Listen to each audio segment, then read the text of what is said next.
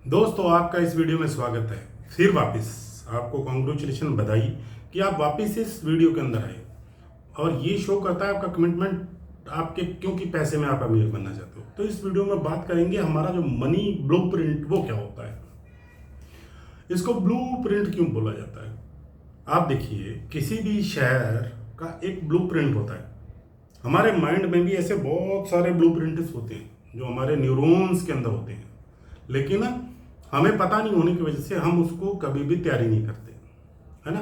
Blueprint कैसे होते हैं, आप ऐसे समझो कि हमारे माइंड के अंदर बहुत सारी फाइलों का कैबिनेट है। एक बहुत बड़ी बिल्डिंग है, उसमें बहुत सारी फाइलों के कैबिनेट है।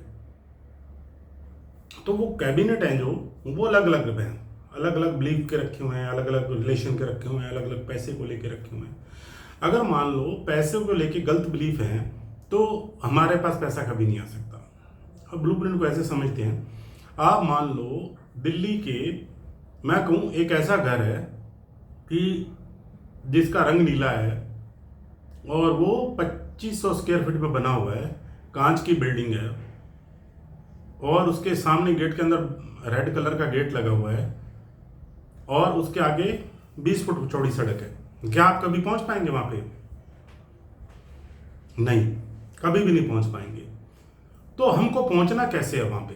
तो इसीलिए जो मनी ब्लूप्रिंटिंग, पैसे के लिए ऐसा ब्लूप्रिंट, मान लो मैं आपको एक ब्लूप्रिंट रास्ता बता देता हूं कि यहाँ स्टेशन से उतरोगे, 12 नंबर की बस पकड़ोगे, 12 नंबर की बस पकड़ के वहां पे पहुंचोगे, वहां से एक ऑटो पकड़ोगे जो 10 रुपये लेगा, फिर आप चांदनी चौक के आसपास पहुंचोगे, फिर सदर बाजार जाओगे, सदर बाजार से होते हुए गली जाएगी जो 10 फुट चौड़ी है, फिर राइट हैंड साइड में 18वां घर है, वहां पे आप पहुंच जाओगे। तो ब्लूप्रिंट ये है कि आपको जितना पैसा चाहिए उसके हिसाब से आपने अपना जो माइंड के अंदर डिजाइन किया है या नहीं किया, ये सबसे महत्वपूर्ण बात है दोस्तों। तो ये ब्लूप्रिंटिंग है और हमारी जिंदगी के अंदर ब्लूप्रिंटिंग हम कभी करते ही नहीं है। बचपन से लेके हमारी ब्लूप्रिंटिंग अलग हो जाती है, आते आते यहाँ तक हमारी ब्लूप्रिंटिंग बिल्कुल गड़बड़ हो जाती है पैसे को लेके। यही हमारी मुसीबत है, क्योंकि देखिए आप बचपन से लेके आपके घर, आपकी जो कंडीशनिंग होती है वो कैसे होती है, आप जो सीखते हैं ब्लूप्रिंट बनता कैसे है, इसको इसके ऊपर बात करते हैं। मान लो आपके घर के अंदर बहुत सारा पैसा नहीं है, आपने बचपन में पैसे को स्ट्रगल करते हुए देखा है, पैसे की वैल्यू को ज़्यादा अहमियत दे दी है, पैसा कमाना देखा गया कि बहुत मेहनत से आता है, लेकिन ऐसा कभी नहीं हुआ कि आसानी से पैसा आ गया। तो हमारे माइंड को यह पता चल गया कि पैसा आसानी से नहीं आता है, इसके लिए मेहनत करनी पड़ती है, इसके लिए बहुत ज़्यादा हार्ड वर्क करना पड़ता है, टेंशन लेनी पड़ती है, डिप्रेशन लेना पड़ता है पैसे को लेके। ये हमारा बिलीफ सेट हो गया, मान लो आपका जो विश्वास है वो सेट हो गया। अब अगर ये विश्वास सेट हो गया तो पैसा कैसे आएगा हमारे पास? ये सबसे बड़ी गड़बड़ है। और हमारी जो कंडीशनिंग होती है वो कैसे होती है, जैसे मान लो पहली होती है शाब्दिक कंडीशन, जो हमने सुना हो। क्या सुना है हमने? शाब्दिक कंडीशन ऐसी कंडीशनिंग ऐसी होती है जो हमने सुना हो पर्टिकुलर टाइम पे और हमारे से कनेक्ट करेगा।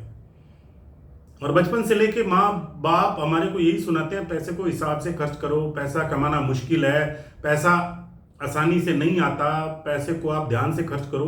तो इस तरीके से पैसे को बचाना ही ताकत है। तो इस तरीके से बहुत सारी नेगेटिव कंडीशनिंग हमारी माइंड की होती है। पैसों पेड़ों पे नहीं उगता, पैसा हाथ की मैल है। मैं कहता हूँ सारी मैल मेरे को दे दो, मैं तो ये शब्द बोलना भी नहीं चाहता। तो ये कंडीशनिंग है। चादर उतनी फैलाओ जितने पैर हैं, अरे चादर ही बड़ी ले आओ ना, पैर पूरे फैलाओ। तो ये कंडीशनिंग है हमारी, जो बचपन से लेके हमारे माइंड में रहती है। अगर आपने ये शब्द सुने तो पैसे के अगेंस्ट में ये शब्द है। आपके पास ना तो धन आएगा ना दौलत आएगी, आपके रिश्ते जैसे होंगे वो जैसे होंगे वैसे होंगे, आपको बहुत सारा धन नहीं आएगा। तो हमारी ये कंडीशनिंग बचपन से हुई होती है। पहली होती है शाब्दिक कंडीशनिंग, दूसरी होती है पर्टिकुलर इवेंट को लेकर कंडीशनिंग। जैसे इवेंट की कंडीशनिंग क्या होती है, जैसे कोई घटना घटी पैसे को लेके, कई लोग पैसे को लेके, जैसे शब्द घटना घटी कि बहुत सारे लोग बेईमानी से पैसा कमाते हैं आसपास में, तो वो जेल चले गए वो। और दूसरी कंडीशनिंग कैसी है, हमारी जो हिंदी फिल्में हैं देखो आप, उसमें इतनी खतरनाक कंडीशनिंग की जाती है कि आप कभी भी अमीर नहीं बनो। वहां पे क्या दिखाया जाता है, एक हीरो होता है जो स्ट्रगल कर रहा होता है और वो स्ट्रगल करता है, उसकी कभी माँ मर जाती है, कभी घरवाली, लेकिन वो पैसा कमाता है, फिर अमीर आदमी उसके पैसे छीन लेता है, फिर उसकी जो प्यार करता है जिसको, उसको भी छीन लेता है, फिर वो फाइट करके उसको पैसे को, वो वाइफ को प्राप्त करता है, पैसा नहीं प्राप्त करता। जितनी भी मूवीज हैं पैसे वाले को विलेन दिखाया जाता है, और हमारा माइंड विलेन क्यों बनना चाहेगा, वो तो हीरो बनना चाहता है।